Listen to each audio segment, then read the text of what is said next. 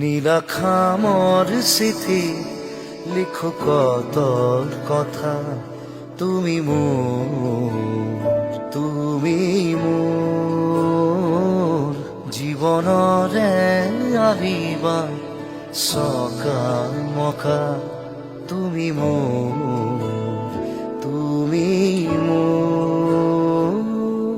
কাহিনীৰ মাজতে কাহিনী ভরা, যাতনার জীবন মোর নিজে অকা, বেজাৰৰ চকুলো মচিলোৱা, উদাসী ফাগুনত বসন্ত হোৱা, তুমি মোৰ সাধু দিজনী।